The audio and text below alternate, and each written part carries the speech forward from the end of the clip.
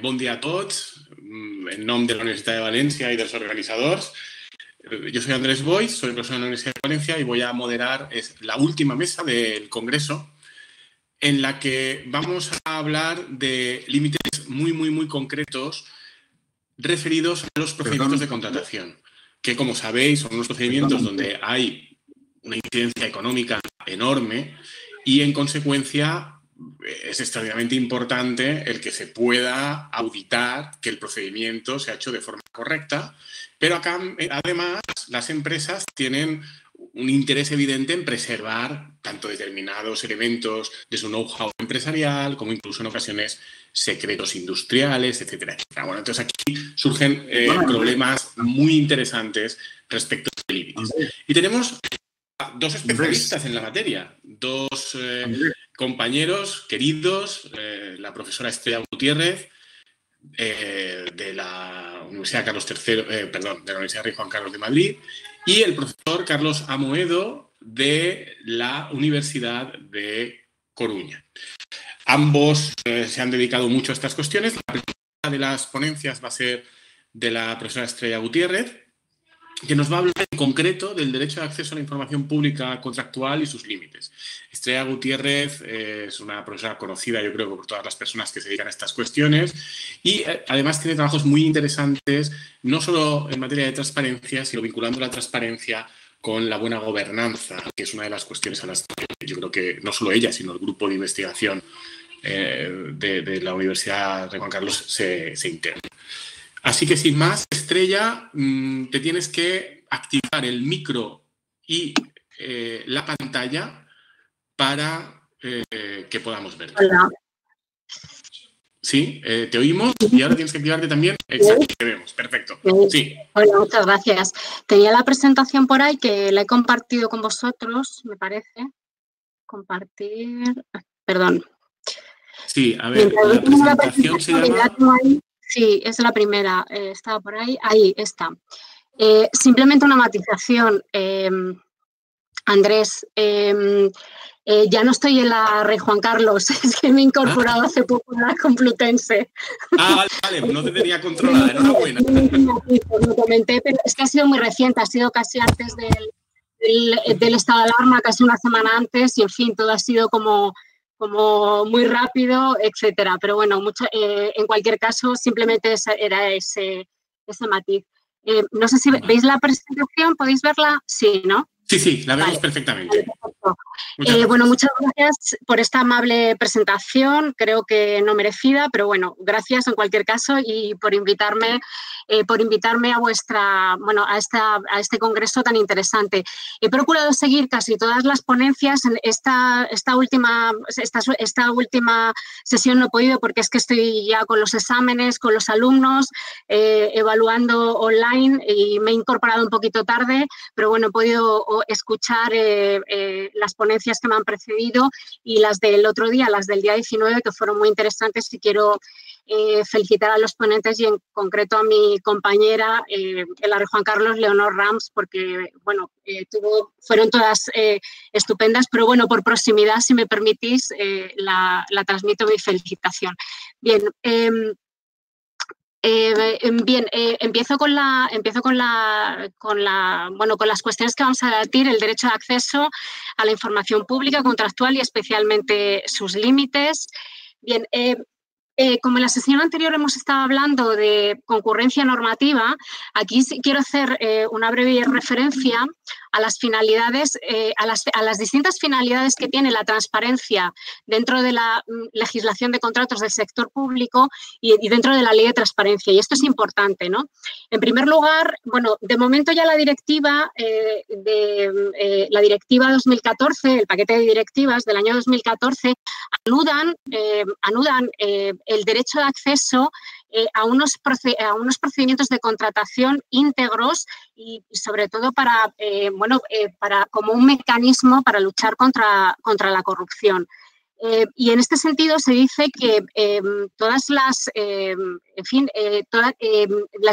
los ciudadanos, las distintas partes interesadas dentro de un procedimiento de contratación, ya sean organizadas o no, y distintos organismos que no tienen acceso al recurso especial en materia de contratación, sin embargo, tienen un interés legítimo en tanto que contribuyentes a adecuados procedimientos de contratación.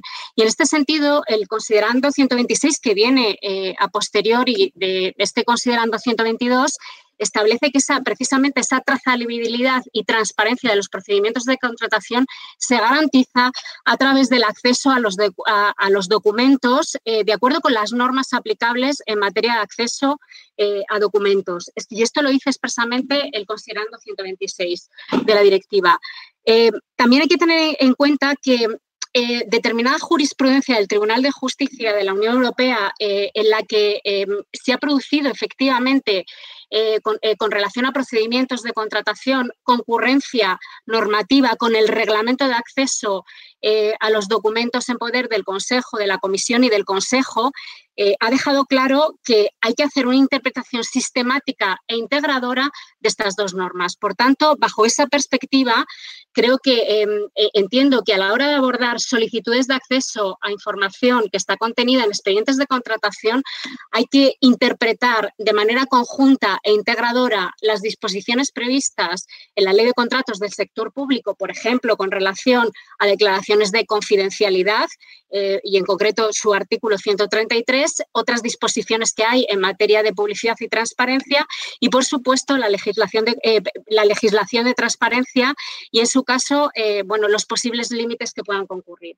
Bien, desde la entrada en vigor de las leyes de transparencia, fundamentalmente, y aquí tenemos un dictamen muy interesante de la GAIP, de la Comisión de Acceso a la Información Pública, nos dice que las leyes de transparencia han venido a reforzar y a complementar los principios de publicidad y transparencia que ha consagrado ya desde antiguo la normativa de contratación. Por ejemplo, en esta resolución del Consejo de Transparencia se insiste claramente en que, si bien es cierto que ambas normativas convergen a la hora de ampliar y a la hora de reforzar la transparencia de la contratación pública, sin embargo, tienen finalidades distintas. Es ya de todos conocida toda la jurisprudencia del Tribunal de Justicia de la Unión Europea, también de los tribunales de contratación pública, en los tribunales administrativos de contratación pública, sobre el principio de transparencia, que fundamentalmente vienen a garantizar la libre concurrencia de los licitadores, su tratamiento igual, la no discriminación, etcétera, y sobre todo la concurrencia dentro del mercado. Sin embargo, la ley de transparencia, su finalidad es distinta, es decir, la finalidad dentro de las leyes de transparencia es abrir la información contractual a un nuevo, digamos, a un nuevo sujeto que tiene capacidad de control sobre esos procedimientos de contratación, que no es otro que la ciudadanía. Y esto viene insistiendo el Consejo de Transparencia en numerosas resoluciones. Por ejemplo, en esta resolución, donde se insiste en esas finalidades diferentes, se aborda, por ejemplo, un expediente de licitación, el acceso a un expediente de licitación de un servicio público de transporte regular de viajeros por carretera y se reconoce el acceso de un licitador al contenido de las ofertas económicas presentadas por los otros licitadores, que precisamente no asistió al acto público de apertura de los sobres durante el acto correspondiente. Se le denegó el acceso por parte de la entidad responsable o de la unidad responsable de tramitar su solicitud y, sin embargo, el Consejo de Transparencia dice que tiene todo el derecho a acceder. Sin embargo, sí que, y ya entrando en cuestión de límites, bueno, que sería, digamos, un límite, no considera, y a mi juicio de manera errónea, no considera información pública, el Consejo de Transparencia, el compromiso de obtención por parte del licitador de una certificación en una norma UNE, y en concreto en una norma UNE que regula la calidad en el transporte público de viajeros por carretera. Teniendo en cuenta, además, y de hecho accedí a la licitación simplemente por curiosidad y por entender por qué el Consejo de Transparencia denegaba el acceso a este compromiso de obtener la certificación, bueno, es que este compromiso de certificación estaba incluido dentro de los criterios de adjudicación relativos a la calidad del servicio que tenía que prestarse y estaba previsto en el pliego de prescripciones técnicas, y además se le asignaba este compromiso, se le asignaba la puntuación máxima. el haber obtenido este compromiso de certificación frente a quien no presentaba este compromiso de certificación. Por tanto, el argumento que dio el Consejo de Transparencia diciendo que era un mero compromiso, que eso no se puede entender como información pública, en fin, no lo llegué a entender muy bien. Bien, además, bueno, también en el ámbito sobre todo en el ámbito de Aragón, la Junta Consultiva de Aragón, en una recomendación relativa al fomento de la transparencia, nos ha vuelto a insistir que el principio de transparencia de la legislación de contratos tiene carácter instrumental frente al carácter sustantivo que tiene la legislación de transparencia. Y sobre todo el Consejo de Transparencia distingue claramente entre el efecto legalizador que tiene el principio de transparencia dentro de la legislación de contratos frente al efecto legitimador de la buena actuación pública en los procedimientos de contratación. Bien, fundamentalmente también el Consejo de Transparencia Estatal nos dice que la finalidad del derecho de acceso a la información contractual es el control del ciclo de vida integral del contrato en todas sus fases: preparación, adjudicación, formalización y ejecución.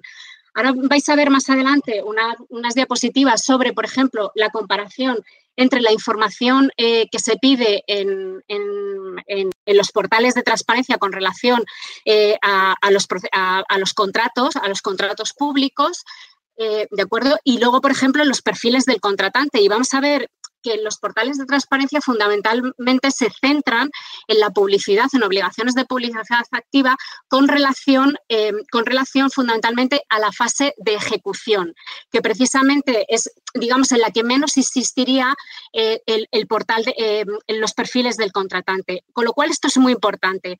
Y también es importante esta consideración, ¿por qué? Porque la legislación de transparencia autonómica, en comparación con la legislación de transparencia estatal, respecto de las obligaciones de publicidad activa, varía. Sí que hay que decir que hay legislación autonómica, como por ejemplo la aragonesa, la catalana, la de Cantabria, que ha sido una de las más recientes. Sí que, por ejemplo, las obligaciones de publicidad activa con relación a los contratos, sobre todo con relación a la información relativa a la fase de ejecución de los contratos, es mucho más amplia que lo que ha previsto la legislación de transparencia estatal. Y esto es importante. ¿Por qué? Porque toda aquella información que no está ni en los perfiles del contratante ni en los portales de transparencia, en principio, lo que ha venido a decir toda la doctrina de los consejos de transparencia es que es accesible, puede ser objeto de una solicitud en los términos y la amplitud que determine el solicitante, sin necesidad de motivar, sin perjuicio de que pueda concurrir algún límite correspondiente. También es muy interesante esta resolución de la GAIP porque dice que la mala gestión archivística y documental de la información pública contractual no puede ser un motivo en admisión. Sí que es cierto, sobre todo se ve que hay determinadas entidades que la respuesta que dan al solicitante es que no consta la información, no se encuentra el expediente. Bueno, pues precisamente con relación a ese tipo de contestaciones, la GAIP ha dicho que esa mala gestión archivística no puede ser una causa de admisión.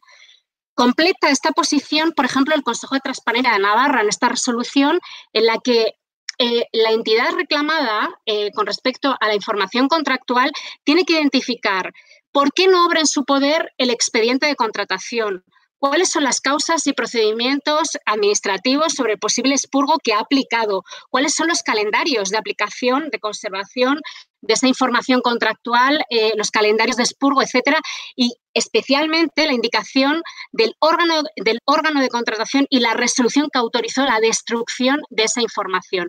Esto es muy interesante, sobre todo con relación a ese tipo de solicitudes. Aquí simplemente voy a ir muy rápido para que veáis la diferencia entre el tratamiento del perfil del contratante y los portales de transparencia.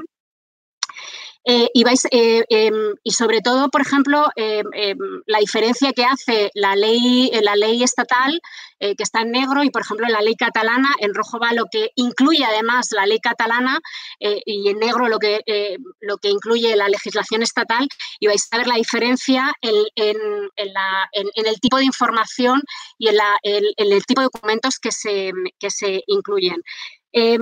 Por pasar un poco de prisa, porque os pondré a vuestra disposición la presentación, En la fase, si os dais cuenta, la fase de ejecución precisamente es donde hace mayor hincapié la legislación de transparencia frente a los perfiles del contratante. Y aquí, por ejemplo, vemos las referencias, digamos, exiguas de la Ley de Transparencia Estatal frente a la mayor concreción que tiene la legislación catalana o la legislación de Cantabria.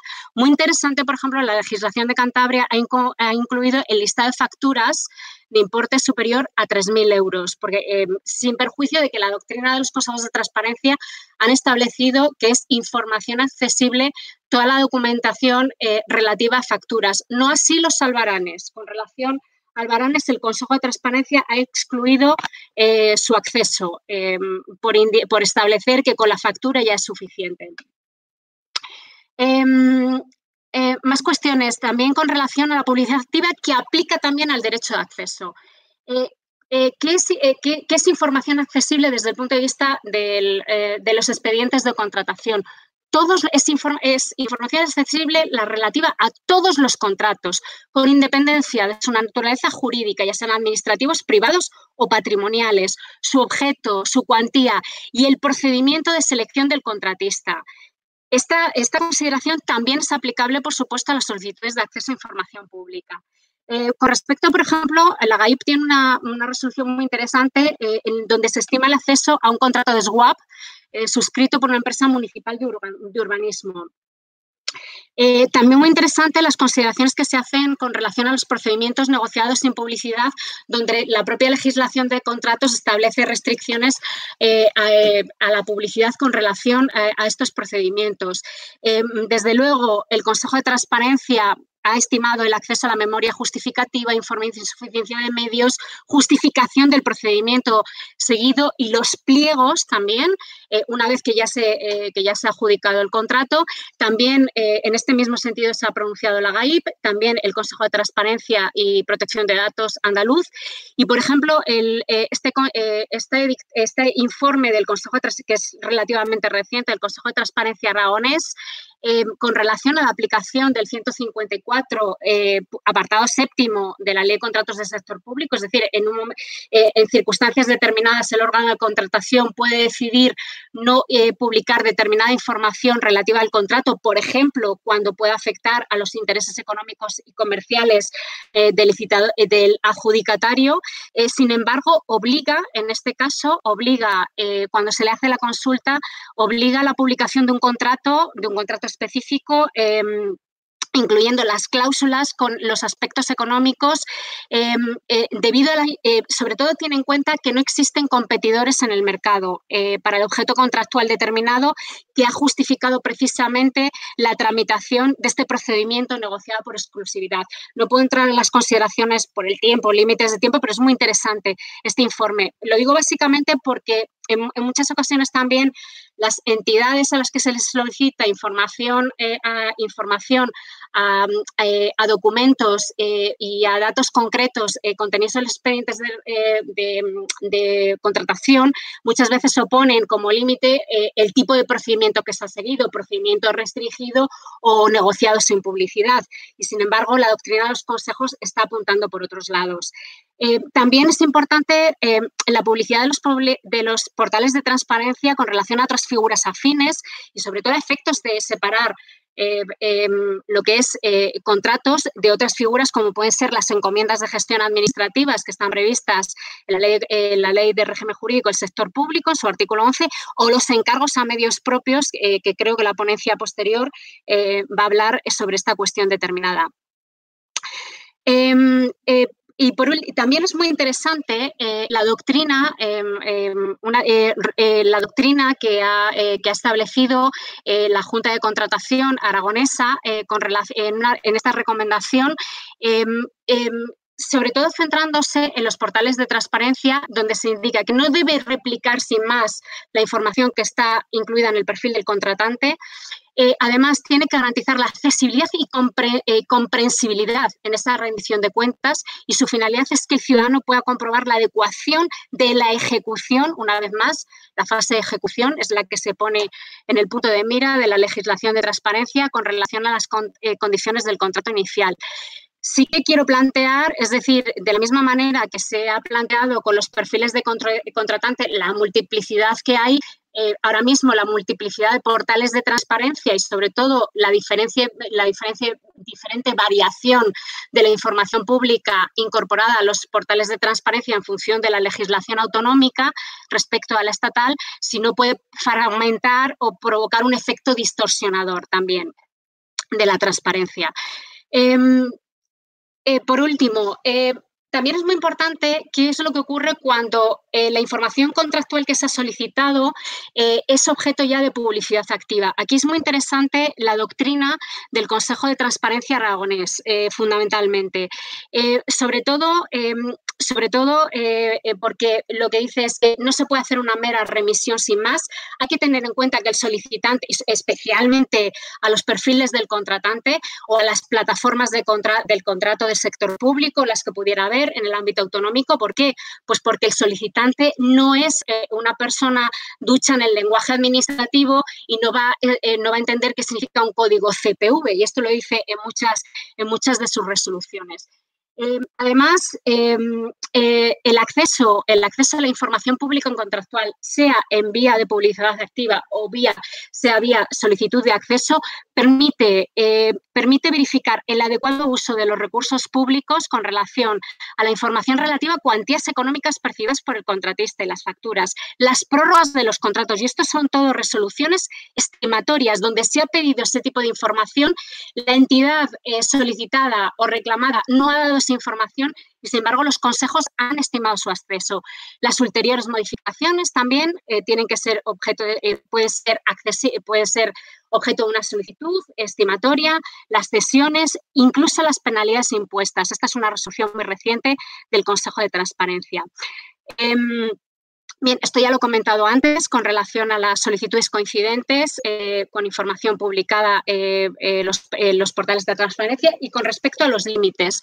Normalmente los límites habituales que generan una mayor casuística dentro de las solicitudes de acceso a información contractual son los intereses comerciales y económicos, el secreto técnico comercial y la protección de la propiedad intelectual e industrial, vinculados o no a declaraciones de confidencialidad realizadas ya sea por los licitadores o, en su caso, el adjudicatario, o bien por el órgano de contratación ex artículo 133 de la Ley de Contratos del Sector Público. Es decir, esto es indiferente.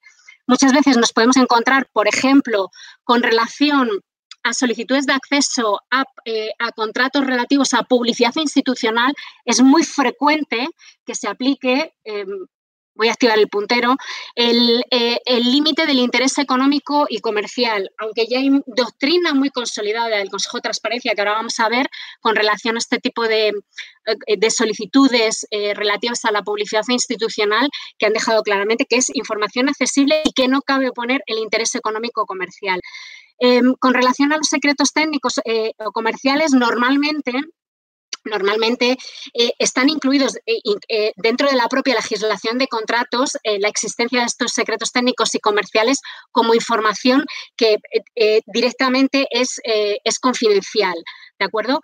Aunque ahora veremos qué criterios se aplican. Por comentaros también algunos otros límites habituales en los que no me voy a centrar, pero no quería dejar pasar la oportunidad de mencionarlos, estarían también la seguridad nacional, la defensa, las relaciones internacionales y la seguridad pública. Perfecto, Andrés. En 5 minutos termino. Gracias por el aviso. Por ejemplo, la GAIP señala en esta resolución 2017 que no cabe su aplicación, es decir, la aplicación de la seguridad nacional o la defensa o las relaciones internacionales o la seguridad pública cuando el objeto de la solicitud con relación a la información contractual ya es objeto de publicidad preceptiva. ¿Por qué? Porque ha sido el propio legislador el que ha hecho la ponderación entre el test del daño y el interés público en la divulgación. Asimismo, el Consejo de Transparencia, por ejemplo, ha estimado el acceso a un acuerdo motivando la necesidad del contrato, el presupuesto de obra o el compromiso del gasto y situación de fondos, en concreto el documento contable ad hoc, con relación, por ejemplo, a un contrato relativo a una reforma de una embajada, de la sede de una embajada española en una zona de conflicto y con grave atentado terrorista. En concreto era en Irak, si no recuerdo mal. Bien, con relación a esto, ¿qué consideraciones tiene el Consejo de Transparencia? Pues, en primer lugar, que no había ninguna declaración formal de información clasificada conforme a la Ley de Secretos Oficiales, por ejemplo, ni tampoco acuerdos posteriores, el del año 86 y el del año 91, donde se amplía el tipo de información que puede ser declarada clasificada, bien en su formato, en los distintos grados de clasificación que puede tener, ¿de acuerdo? Este es uno de los primeros consideraciones. En segundo lugar, entiende que conocer este tipo de información no afecta de ninguna manera ni a las relaciones internacionales, ni a la seguridad, ni a la defensa. También con relación a la seguridad pública, hay bastante doctrina de la GAIP y, por ejemplo, estima el acceso con relación a contratos que tienen que ver con relación al número de dispositivos policiales, contratos con relación a la adquisición de material de defensa por parte de dispositivos, por parte de las fuerzas, por parte de los Mossos de Escuadra. Entiende que ese tipo de información, conocer ese número de efectivos, quiere decir, a nivel cuantitativo no afecta a la seguridad pública. Y también, por ejemplo, con relación a protección de datos personales, se entiende que, por ejemplo, conocer la identificación, y además esto es por aplicación del artículo 15.2 de la Ley de Transparencia, conocer la identificación de los responsables del contrato, del secretario interventor o de los empleados públicos vinculados a la tramitación del expediente de contratación, es información accesible y en función de las reglas de ponderación previstas en el apartado segundo del artículo 15, en principio sería información accesible con relación a la organización y el funcionamiento de la institución. Sí que es cierto, por ejemplo, porque el otro día se estuvo mencionando el tema de los DNIs en las ponencias del otro día, sí que es cierto que, por ejemplo, con relación a facturas u otro tipo de documentación contractual donde aparezcan DNIs, firmas manuscritas, por aplicación del principio de minimización, aunque la doctrina de los consejos de transparencia todavía no ha entrado a las consideraciones con relación a la aplicación del nuevo Reglamento General de Protección de Datos, o al menos la doctrina que afecta a temas de contratación pública no haya entrado. Sí que es cierto que por aplicación del principio de minimización, esa información tiene que ser claramente disociada. Y ya por último, terminando, además, perdonadme porque, a ver, vale, disculpadme porque la he subido. Bueno, no hay ningún problema. Con relación, disculpadme porque es que he subido mal la presentación, tenía otra, con relación a, simplemente deciros, con relación al límite relativo a la confidencialidad, que me parece muy interesante. Se aplica la doctrina consolidada de las juntas consultivas de contratación y de los tribunales de recursos contractuales con relación al régimen de confidencialidad. Las declaraciones de confidencialidad ahora tienen que ser interpretadas, dice la doctrina de los consejos de transparencia, con arreglo a la legislación de transparencia. Esta confidencialidad tiene que ser expresamente invocada y argumentada no solamente por los licitadores, sino también por el órgano de contratación o la entidad a quien se reclame la información contractual. Es decir, no cabe ser aplicada de forma automática. La declaración de confidencialidad no puede afectar de una forma indiscriminada a la totalidad de la oferta realizada por el licitador o por el adjudicatario, ni tampoco a la totalidad de un sobre. De no mediar ninguna declaración de confidencialidad, el órgano competente para resolver la solicitud de acceso con relación a información contractual debe practicar el trámite de alegaciones previsto en el artículo 19.3 de la Ley de Transparencia si estima hacerse que puede verse afectados derechos e intereses de otros licitadores. Tampoco es admisible que la declaración de confidencialidad se amplíe después a raíz de una solicitud de acceso con ocasión del recurso en materia de acceso. Esto es doctrina que he visto en algún caso en alguna resolución de la AIP. Las declaraciones de confidencialidad realizadas por el licitador no son vinculantes ni para el órgano competente para resolver la solicitud de acceso ni para las autoridades de control en materia de transparencia. Aquí hay un problema con las resoluciones a ciegas. Es decir, muchas veces los consejos de transparencia resuelven sin haber visto la información que se está solicitando. Y aquí es muy interesante lo que prevé el reglamento de la GAIP, en concreto su artículo 33.6, en el sentido que la GAIP puede acceder, puede solicitar al órgano reclamado al que se le hace la solicitud la información que se está pidiendo.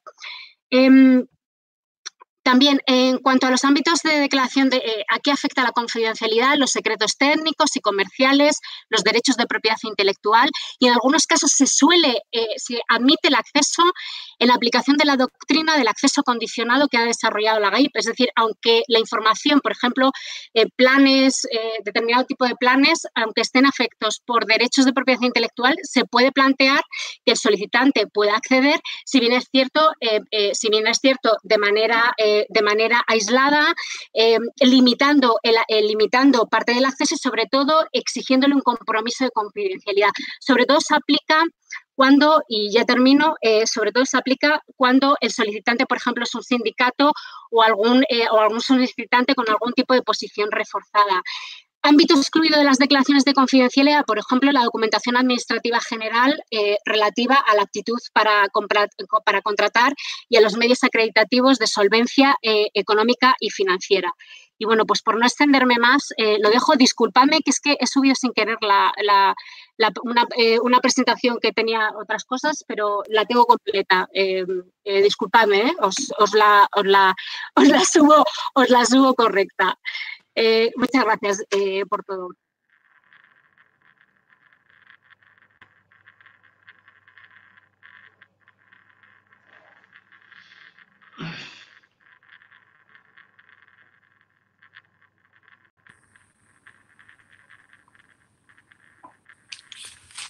Cristina, tienes que activarte el audio y el vídeo para que te veamos y escuchemos. Vale. Perdonad, lo había estrellado. ¿Había desactivado? ¿O me decís? Yo no. Cristina soy yo, pero... Te vemos y escuchamos ya. Muchas gracias.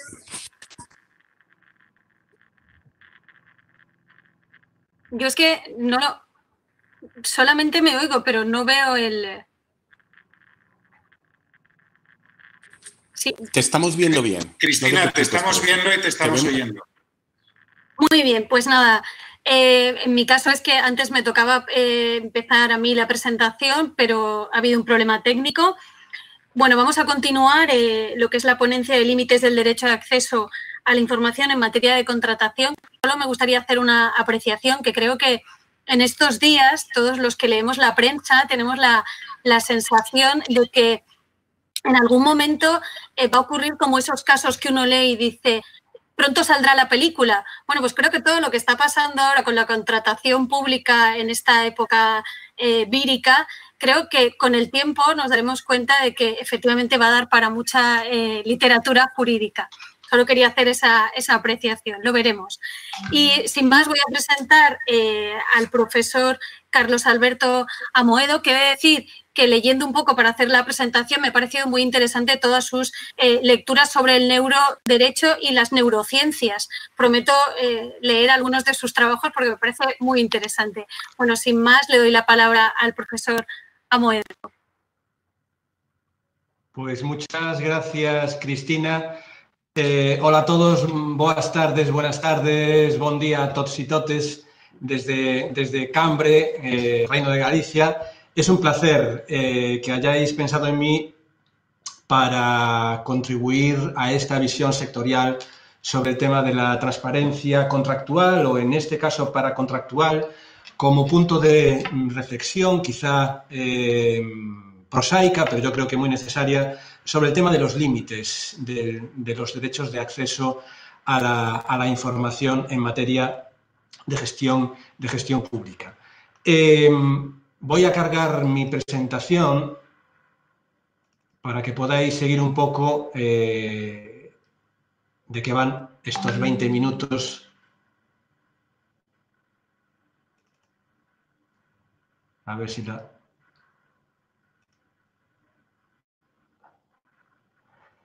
Bien, ahí tenéis el título de la charla, pisando la dudosa transparencia de los encargos a medios propios personificados. A ver si pasa.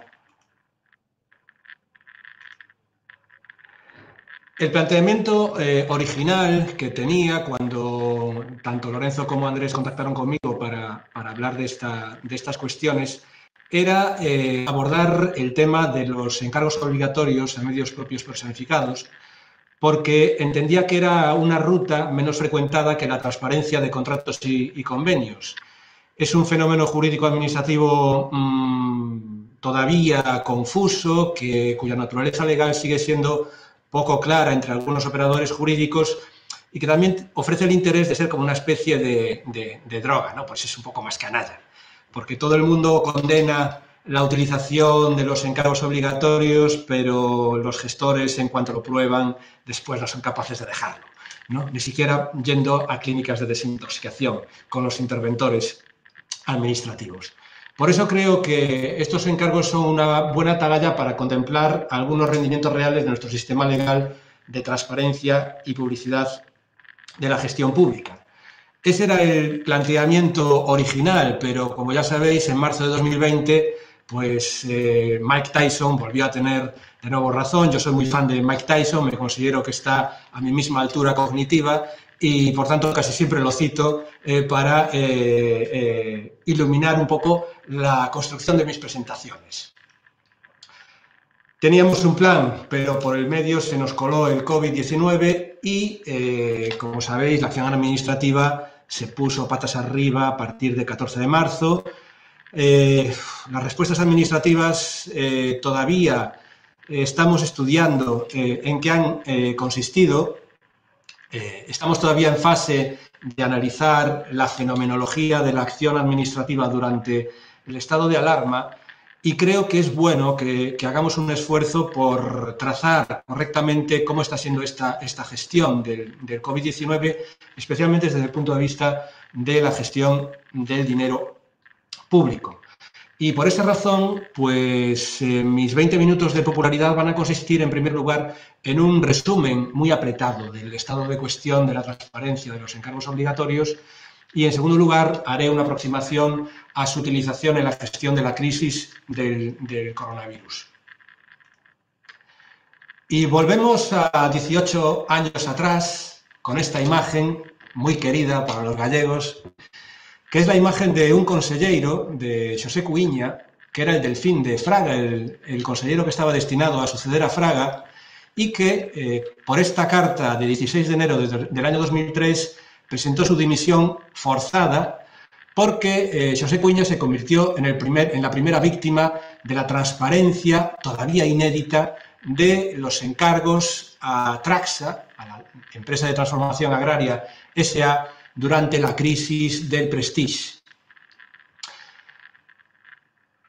Xosé Cuíña, por diversos motivos, se granjeó por su posición en el tema del Prestige la enemistad política de buena parte del PP nacional y, como ya sabéis que los compañeros de partido son los peores enemigos, pues la puñalada trapera consistió en filtrar a la prensa, a la cadena SER, la subcontratación de la compra de productos de limpieza de Traxa a una de las empresas del holding familiar de los Cuíña.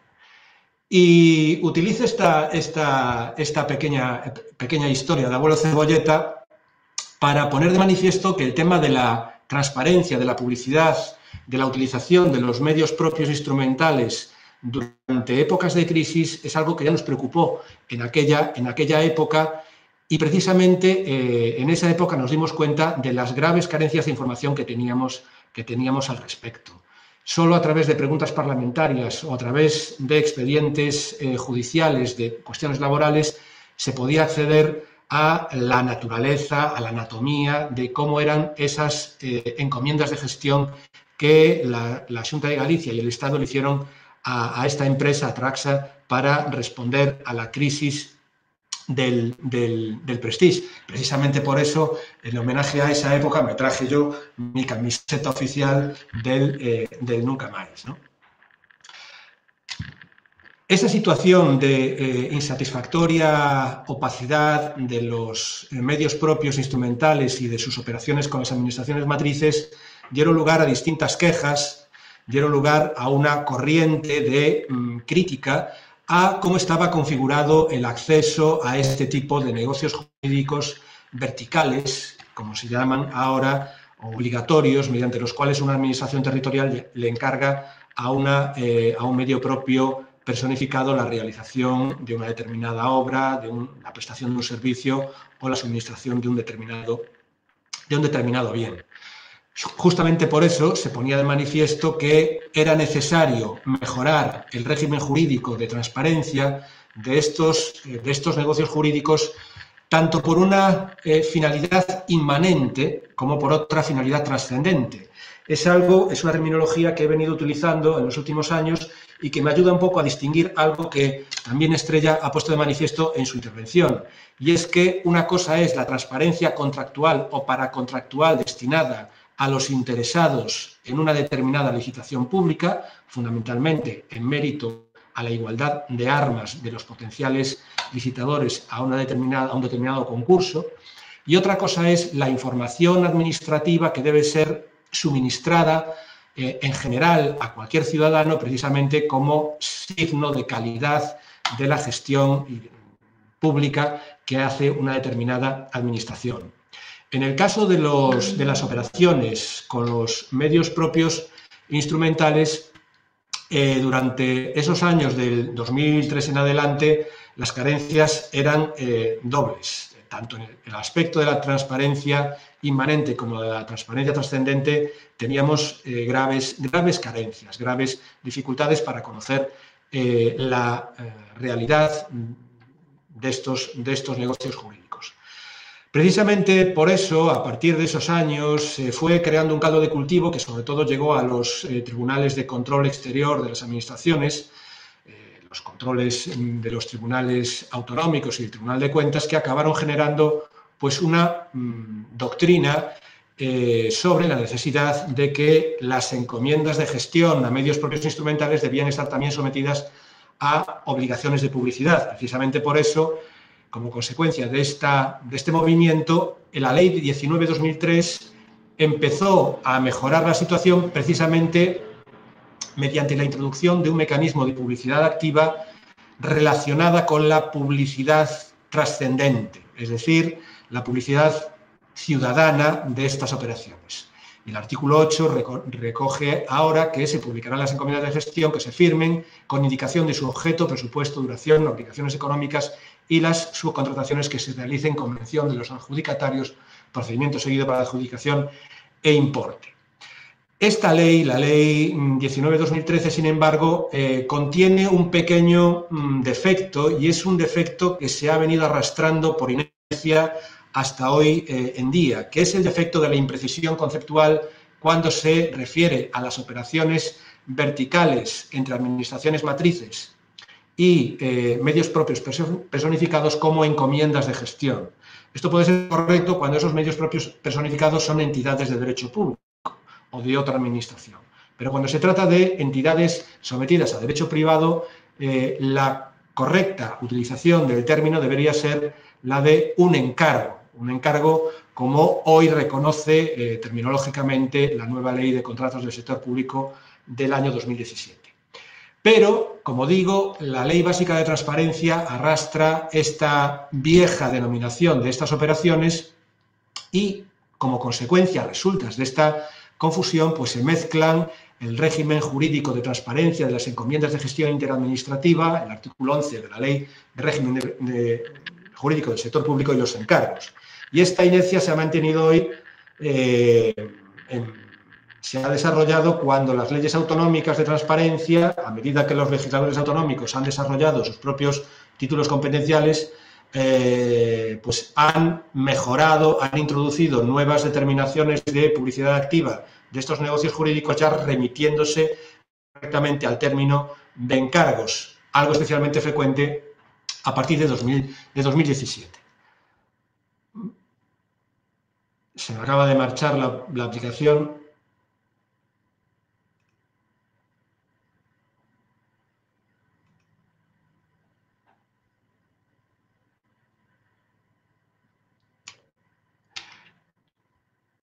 La situación Ahí está. Un par de ejemplos para que veáis un poco cómo la Comisión Nacional de los Mercados y la Competencia, que supuestamente debería saber un poco de esto, pues recoge como encomiendas de gestión lo que son encargos a medios propios. También, si vais a buscar al Instituto Nacional de Gestión Sanitaria, pues encontraréis que solo hay referencia a convenios y encomiendas y además la página se encuentra en elaboración.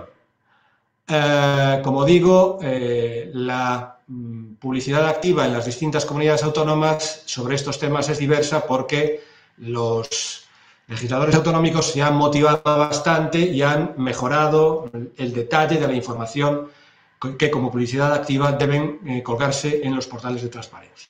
Con esto llegamos a la Ley de Contratos de 2017, que introduce una serie de obligaciones de publicidad que se vinculan a esa transparencia inmanente relacionada precisamente con la garantía de que estas operaciones jurídicas no suponen una fraudulenta utilización de negocios jurídicos para vulnerar el libre mercado interior de la Unión Europea. Estas obligaciones aparecen ahora recogidas en el artículo 32.6 y el artículo 63.3 y se conectan con la eficacia, la efectividad de la formalización del recurso especial que en materia de contratación se atribuye ahora a los encargos obligatorios a partir de los 100.000 euros.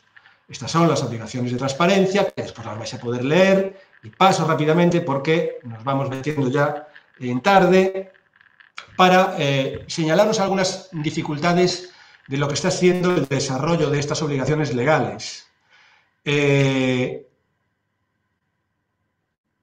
Desde que entró en vigor la ley de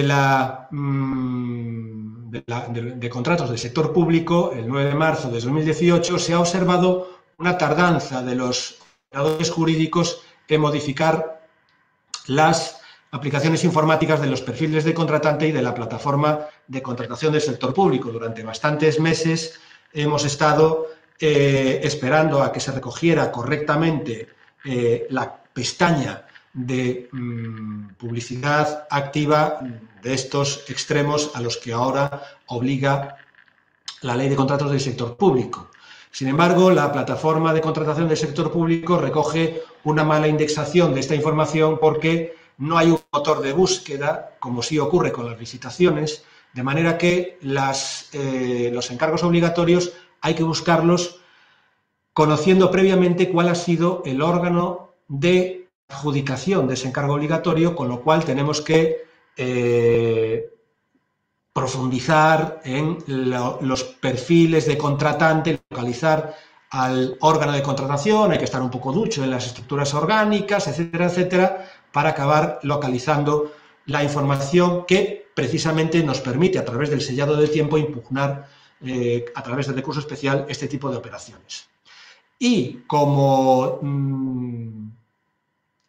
corroboración también de las dificultades que está habiendo en las resistencias que se están produciendo a la plena efectividad de estas obligaciones de transparencia inmanente de estos negocios jurídicos, pues yo citaría la doctrina del Tribunal Administrativo Central de Recursos Contractuales sobre la falta de publicidad de los encargos obligatorios como una mera irregularidad no invalidante. Vamos a ver algunos ejemplos de cómo todo esto está dando lugar a una especie de noche poco transparente, una opacidad en la que casi todos los datos, como siempre, parecen un poco pardos, ¿no? Ahí os pongo una resolución recientemente publicada en el Diario Oficial de Galicia de un encargo a Traxatec, de la Dirección General de Patrimonio Cultural, un encargo que tiene también sustantivamente bastantes problemas, porque lo que se hace aquí es encargarle a Traxatec que hagan informes sobre intervenciones en bienes de interés cultural o catalogados, con lo cual estamos ya rozando lo ilícito dentro de lo que se puede encomendar o encargar a un medio propio. Esta es la publicidad que tenemos en el Diario Oficial de Galicia de esta operación. Pero si vais al perfil de contratante de la Consellería de Cultura y Turismo que encargó esta prestación, veréis que no hay posibilidad de conocer cuáles son los encargos de esta consejería. Si vais a la Agencia de Seguridad y Respuesta a las Emergencias de la Generalitat Valenciana, veréis que ahí no hay en el portal una mención específica a los encargos ni tampoco a las encomiendas, de manera que, por ejemplo, para saber en qué medida ha sido utilizada esta agencia en la respuesta al COVID-19, pues tendréis que bucear en la plataforma de contratación del sector público para encontrarla.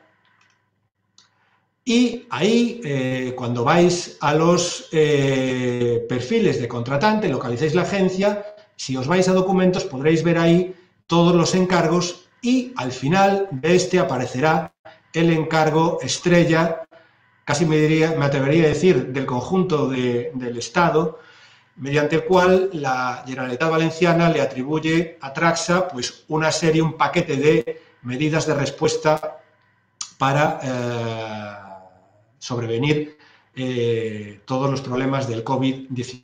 Ahí os pongo un poco que la operación ha ascendido a 7 millones de euros. Lo que os comentaba antes, el control deferente del TAC. Citaba antes una doctrina muy favorable a que la publicidad de los encargos no sea ni causa de nulidad ni causa de anulabilidad. Y esta doctrina se recoge en la resolución de 7 de octubre de 2019, que posteriormente ha sido, de algún modo, también continuada por la resolución del Tribunal Catalán de Contratos del Sector Público de 22 de enero de este año. Y voy ahora a detenerme un poco para finalizar esta presentación en los encargos como alternativa a la gestión de la emergencia del COVID. Porque si algo sabemos es que Traxa es un medio propio de la Administración del Estado especializado precisamente desde hace muchos años en la gestión de situaciones de emergencia. Con lo cual... Carlos, sí. Carlos, muy interesante, pero por razones de tiempo yo estoy limitando la explicación, a pesar de que es interesantísimo todo lo que vas a plantear ahora. Pues si os parece, con una pequeña frase, un pequeño titular, y lo dejo después si lo queréis profundizar en las preguntas. Es curioso observar que Traxa ha sido inutilizada casi con generalidad por el conjunto de las administraciones públicas como un medio propio de respuesta al COVID-19 y probablemente esto es así porque se ha utilizado paralelamente mucho más el Ejército y sobre todo la unidad militar de emergencia, que es una unidad militar que se ha creado en el año 2005. Y por aquí, y aquí me planto y lo dejo para después a las preguntas. Muchas gracias. Muchas gracias, Carlos. Vamos a realizar ahora mismo una aportación que realiza José Manuel Fernández de la Universidad de Sevilla, que nos va a hacer una aportación sobre la transparencia en el ámbito del artículo 63, 3A de la Ley de Contratos del Sector Público. Cuando quieras, José Manuel, pero solamente una intervención breve. Muchas gracias. Buenas tardes. ¿Se me oye, verdad? Sí, perfectamente. Perfecta. Bien, ante todo agradecer a Lorenzo Cotino y a los organizadores del Congreso que me dejaran participar o que me dejen exponer esta presentación que estaba pensada en un primer momento como comunicación dentro de lo que es de lo que iba a ser el Congreso presencial y que tengo interés en exponerle a ustedes. Miren, principalmente a lo que yo hago referencia es que hay un determinado momento antes de la licitación de los contratos en los que hay una serie de cuestiones que deben quedar claramente concretadas en el expediente. Estoy hablando de la concreción de qué necesidades se van a cubrir, estoy hablando también del objeto del contrato, estoy hablando de la concreción del presupuesto de licitación y del valor estimado, estoy hablando también de la participación de particulares a la hora de fijar las prescripciones técnicas del contrato. Y estoy hablando también de una posible programación con carácter anual o plurianual de esa contratación que lleven las diferentes administraciones públicas. De esta manera ocurre que todas estas cuestiones deben tener también o estar regulada su transparencia, su publicidad en el artículo 63 de la Ley de Contratos del Sector Público. Ese artículo, en su apartado 3A, dice que la información que debe publicarse es la memoria justificativa, el informe de insuficiencia de medios, la justificación del procedimiento utilizado, los pliegos de cláusulas y de prescripciones técnicas y el documento de aprobación del expediente. Lo primero que hay que decir es que realmente la ley no pide que se publique información. Lo que realmente señala es que se publique información. Perdón, lo que realmente está pidiendo es que se publique documentación. Y en muchas ocasiones en esa documentación falta la información de esos aspectos a los que yo antes he hecho referencia. Dicho esto, es entendible que una memoria justificativa, como la que hacía referencia, debe incluir pues, la justificación de qué necesidades se van a cubrir, debe incluir también la razón por la que el procedimiento pueda ser declarado urgente o de emergencia, sobre todo en esta época en que los contratos de emergencia han sido tan continuos, tan numerosos. También esa memoria debe incluir cuál debe ser el objeto del contrato, demostrar que no se fragmenta, explicar por qué se divide en lotes o no se divide en lotes, de la misma forma que debe incluir también ese informe de insuficiencia de medios. El pliego, sobre todo el pliego de prescripciones técnicas, va a fijar el contenido del contrato, de la misma forma que también va a señalar cuál es el procedimiento que se va a seguir. Por otro lado, la participación de particulares a la hora de fijar estas prescripciones técnicas también tienen mecanismos de publicidad, como pueden ser la publicidad de las consultas preliminares del artículo 115 de la Ley de Contratos, y de la misma forma también se exige en la ley, en el artículo 28.4, una planificación o la publicación de una planificación de la contratación mediante un anuncio de información, que es una figura de planificación que aparece en las directivas, pero que realmente en las administraciones españolas solo se utiliza como forma de acortar los plazos de licitación. Por último, para acabar, una vez expuesto lo que para mí es el principal problema de este precepto, y es que pide mucha documentación, pero no pide realmente una información de base, señala una serie de aspectos que pueden ser mejorables en relación con la aplicación de este 63.3a, como pueden ser, por ejemplo, la inclusión de toda la información a la que yo antes he hecho referencia, muy especialmente en relación con las necesidades que se cubren con el objeto del contrato y cómo han sido priorizadas con relación con otras, por qué se hace un contrato con un determinado objeto y no se hace otro. Por otro lado, creo que es importante también señalar que el artículo podría mejorar señalándose en qué momento debe publicarse esta información, porque generalmente toda esta información se publica en el momento de la licitación, cuando esa memoria y ese informe de insuficiencia de medios podría publicarse junto con el inicio del procedimiento y desde un primer momento daría una mayor transparencia a las razones que llevan a llevar a cabo una concreta contratación, una concreta licitación.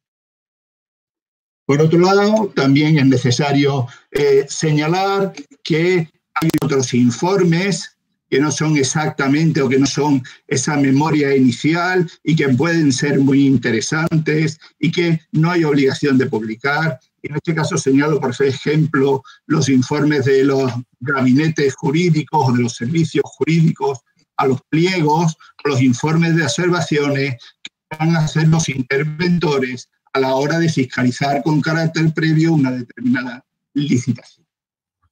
Dos cosas más. ¿Sí?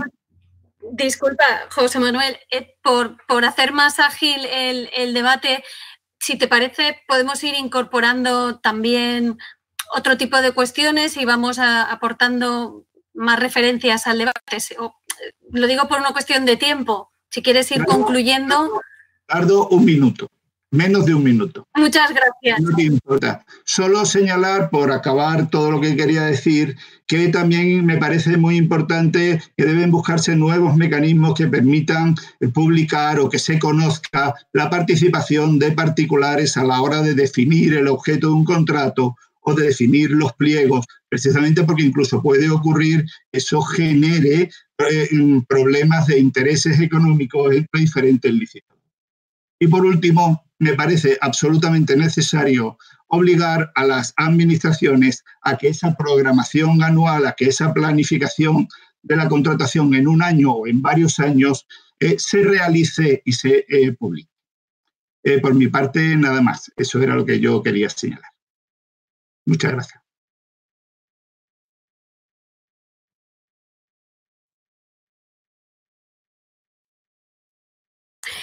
La verdad es que el tema es lo suficientemente interesante y de actualidad y está generando muchísimas preguntas. Tengo tanto para Carlos como para Estrella, en referencia sobre todo a la actualidad ahora mismo, que hace alusión al tema del COVID. Preguntan si todos los contratos que se están realizando ahora, tanto del Ministerio como de las comunidades autónomas, hacen alguna referencia a la Comunidad de Madrid, pero puede ser extensible a cualquier otra comunidad autónoma, si consideráis que toda esta información debería de aparecer en los portales de transparencia. La pregunta es indistintamente tanto para Carlos como para Estrella.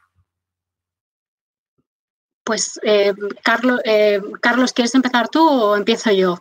Los contratos siempre son más grandes que los encargos. Vale, a ver, yo creo que sí. No sé si lo habéis comentado en otras sesiones, pero a mí no me ha convencido para nada las disposiciones adicionales que hubo en el Real Decreto de Estado de Alarma de suspensión de plazos procesales y administrativos con carácter general. Eso es lo primero y sobre todo lo que ha afectado a la tramitación también de solicitudes de acceso y todo lo que tiene que ver con la aplicación de la ley de transparencia. Es que precisamente en una situación en la que se está haciendo una contratación extraordinaria con una cantidad de recursos, de inversión de recursos públicos importante, me parece que es más necesaria que nunca la publicidad activa de toda esta información. Sin perjuicio de ello, pues toda la información que no esté publicada, es decir, ¿quién es el adjudicatario? Si es que es información esencial, ¿quién es el adjudicatario? El importe del contrato.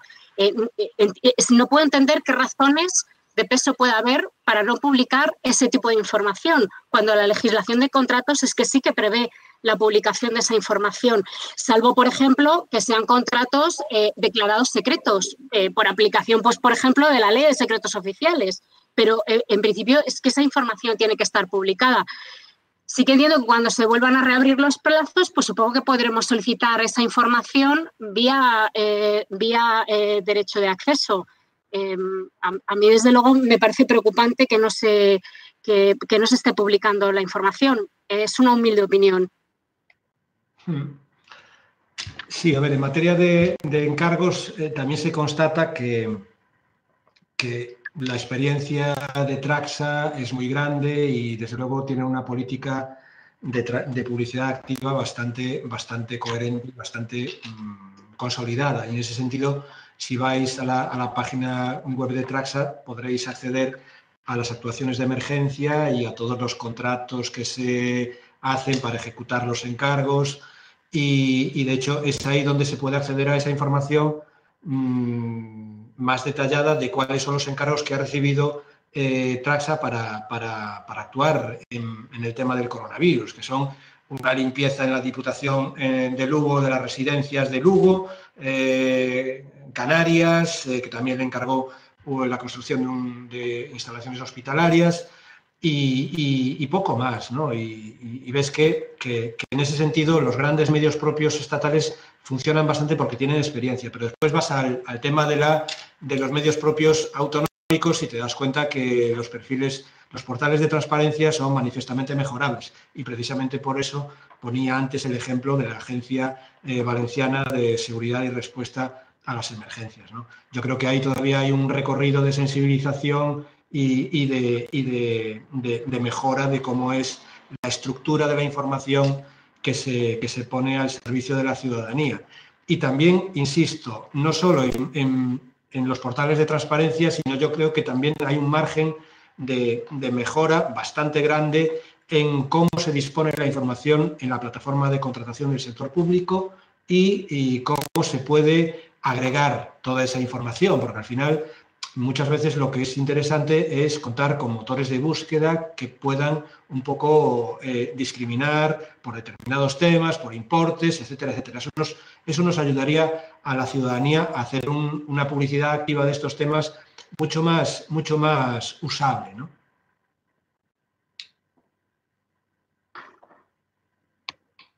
Cristina, te devuelvo la palabra. Perdón, Cristina, ¿puedo decir algo con relación a lo último que ha comentado? Sí, adelante, Estrella, adelante. Creo que Cristina tiene problemas con el micro, o sea, adelante. Con relación a la importancia de la indexación, absolutamente de acuerdo. Hacer una búsqueda de determinado tipo de contratos, por ejemplo, yo en mi caso, que he estado buscando con relación a compra pública de innovación, compra pública precontractual, etcétera, con relación a determinados tipos de proyectos de innovación relacionados con implementación, por ejemplo, de Machine Learning por parte de la administración pública, imposible. O sea, totalmente, absolutamente difícil. Sí que en el derecho comparado hay resoluciones que ya abordan estos temas de la necesidad de acceder a este tipo de información y que la administración dé este tipo de información. Por ejemplo, hay implementación de blockchain en procedimientos de contratación pública, etcétera. Pero aquí realmente tengo que hacer una búsqueda abierta, y con esto termino, en Google, utilizando San Google, añadiendo criterios de búsqueda, pero la plataforma, un despropósito, los portales, los perfiles, muchas veces remiten a los perfiles del contratante, no hay nada. Plataforma, portales de transparencia, lo mismo. Simplemente termino con eso. Sí, mira, al hilo de lo que estás planteando, otra de las preguntas que nos están respecto de estas cuestiones de la carencia de publicidad que se está dando en toda esta situación respecto de los contratos públicos. No sé cuál sería vuestra opinión, si sería pertinente o no llegar hasta ese límite de solicitar una medida cautelar.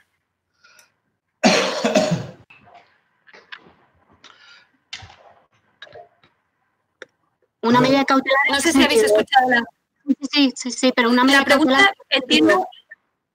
Entiendo que en el contexto o que se impida. Sí, entiendo que en el contexto de un procedimiento judicial, entiendo que plantearían la pregunta sobre la posibilidad de acceder a algún tipo de medida cautelar previa en aras a un futuro procedimiento contencioso. Pero de toda la situación, entendemos. Pero es que el objeto de la medida cautelar es en el sentido de acceder a la información o de que precisamente no se facilite, que se impida la divulgación. No, por lo que entiendo de la pregunta es de la posibilidad de que se estableciera la publicidad de algunas de las cuestiones que a día de hoy no se están cumpliendo. Y solicitar una medida cautelar que impida no, que facilite. Es la pregunta en la línea en la que parece que va la pregunta. No sé si el resto de los intervinientes quiere decir algo. Yo a lo mejor es que no entiendo el sentido de la... Bueno, ha habido una cierta inquietud, me da la sensación, ha habido una cierta inquietud sobre si los contratos de emergencia no eran susceptibles de publicación, de publicidad, ¿no? Y yo creo que eso es un error. Los contratos de emergencia también están sometidos a la obligación de ser publicitados en los portales de transparencia y en el perfil de contratante. Entonces, bueno, habrá que ser un poco comprensivos con la administración pública, que primero será tramitar los contratos y después los soldados que estén en las oficinas de contratación pues tendrán que enviar a boletín correspondiente los expedientes, ¿no? Pero si vais al BOE, al capítulo 5, pues veis ahí los contratos de emergencia que se están licitando del mando de apoyo logístico del ejército y etcétera, etcétera, ¿no? O sea que yo creo que ahí no debería haber, estará tardando un poco la respuesta, pero yo creo que no va a haber una generalizada opacidad de los contratos de emergencia. Yo creo que no se va a dar. Muy bien, otra de las preguntas, estos temas enlazándolo con el tema de la ponencia y sobre todo con las legislaciones de derecho de acceso, es si consideráis que hay una clara conexión entre la disposición adicional primera de la ley estatal y las posibilidades que se dan en torno a la confidencialidad en materia de contratación. Si habría alguna posibilidad de conectar estas dos normas, las disposiciones especiales que establece la disposición adicional primera de la ley estatal con la legislación contractual. Igualmente, la pregunta es indistintamente para los dos. Hola, si queréis, como lo he formulado yo, si queréis os la hago yo directamente. El que tiró la piedra, a ver, ¿qué? Sí, exacto. Quiero traducirme a mí mismo. La pregunta, felicito a los dos, obviamente, y barriendo un poco para casa en el torno. Yo no he querido hablar de contratación prácticamente, pero primero, algo que ya he señalado en el lateral, ha señalado Estrella las divergencias entre Aragón, Cataluña y el Consejo Estatal. Me gustaría recordar, especialmente a los que escribimos, investigamos, que los criterios que hay en España no son solo los del Consejo Estatal o alguna sentencia suelta, sino que es muy importante porque la disparidad es muy grande y es también para estudiarla, pero que parece que siempre miramos a Madrid.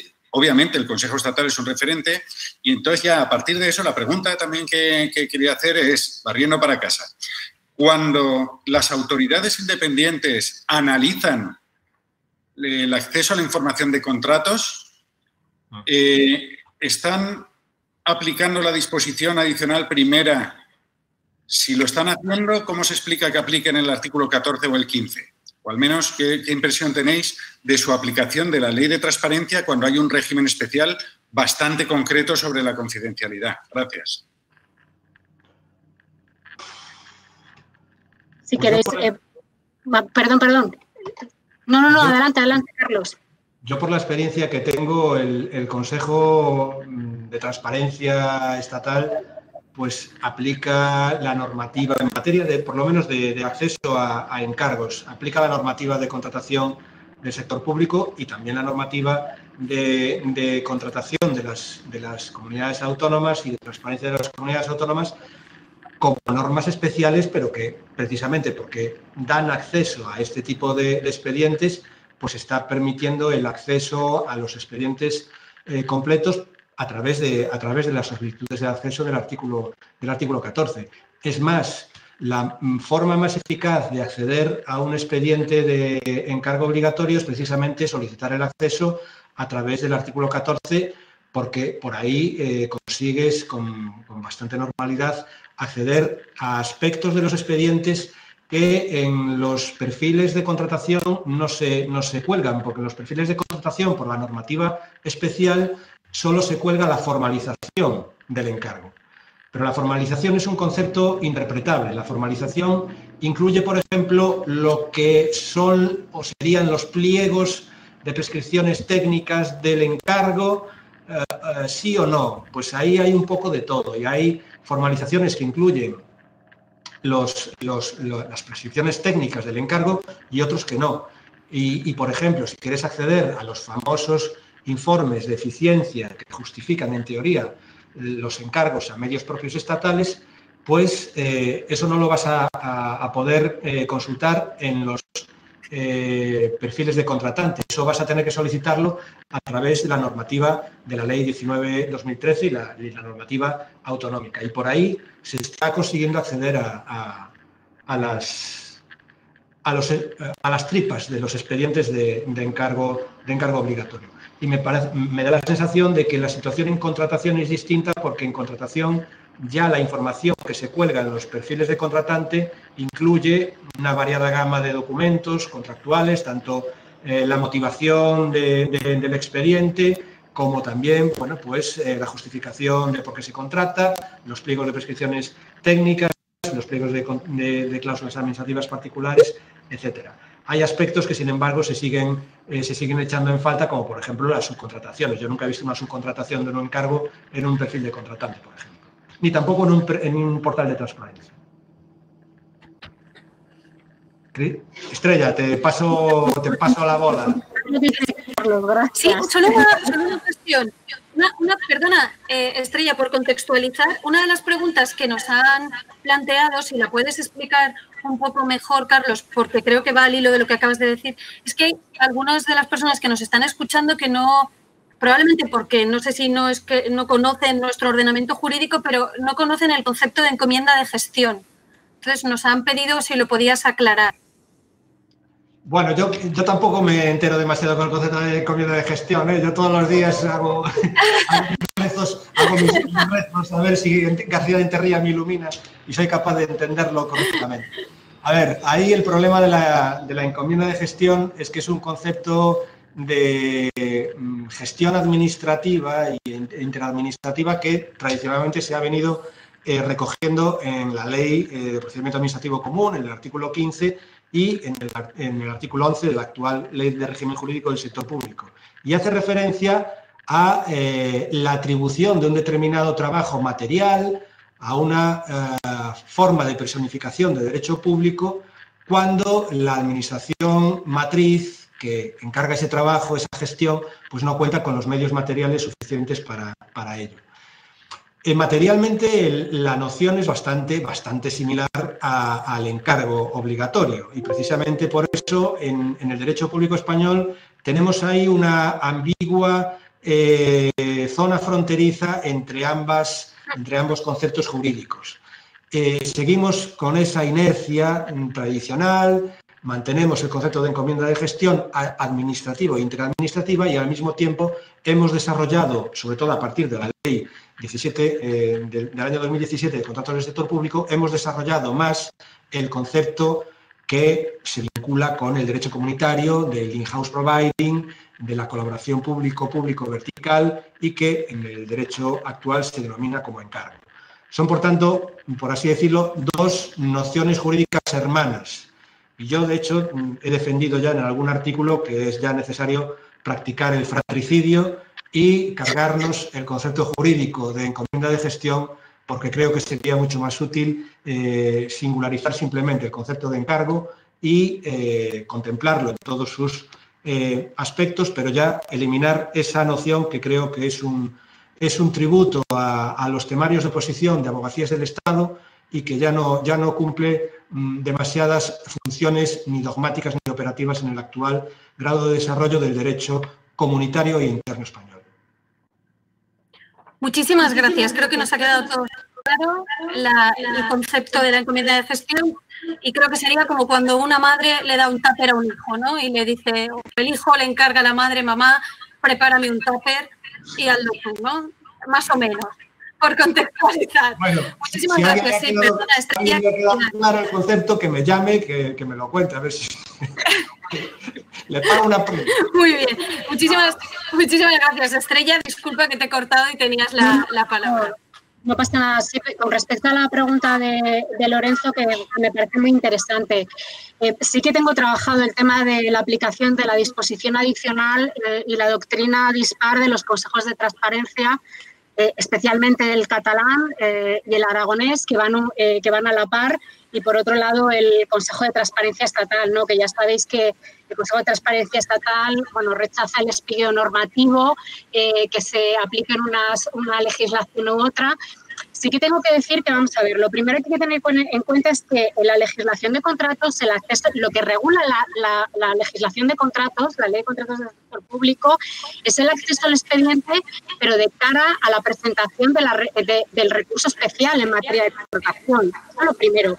Sí que es cierto que como un licitador, como interesado en el procedimiento, puede acceder a la información de ese procedimiento en curso, por ejemplo, vía la Ley de Procedimiento procedimiento administrativo, el 53. No habría ningún problema. Entonces, en este sentido, sí que hacen distinción los consejos de transparencia entre los licitadores y terceros que no son interesados en el procedimiento de contratación.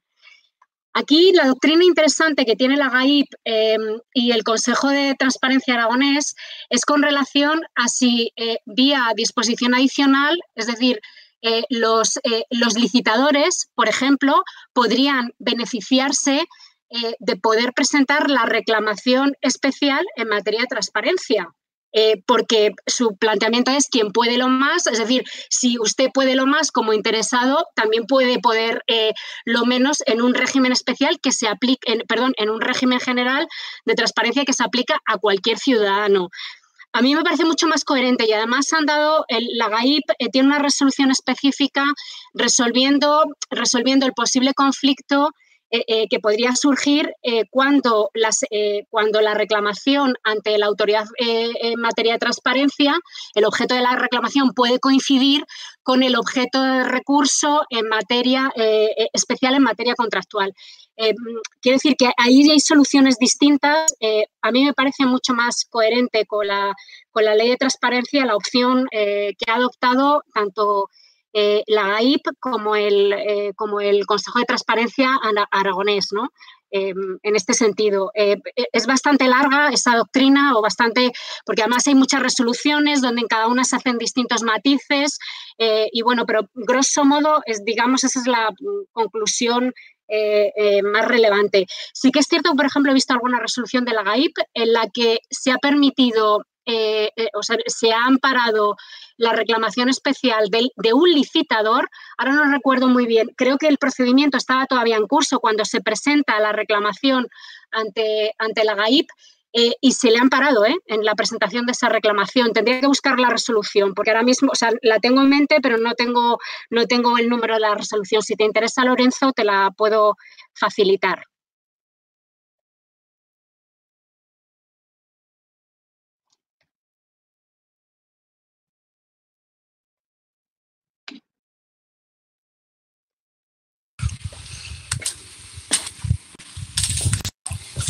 A ver,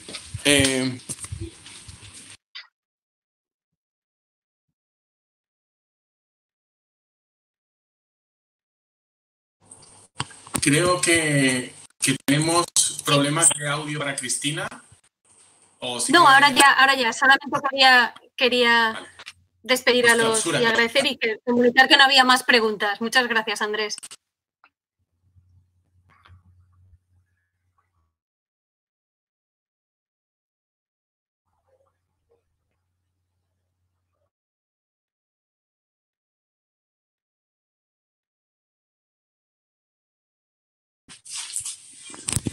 Pero, bueno, pues clausuro yo entonces, ¿no?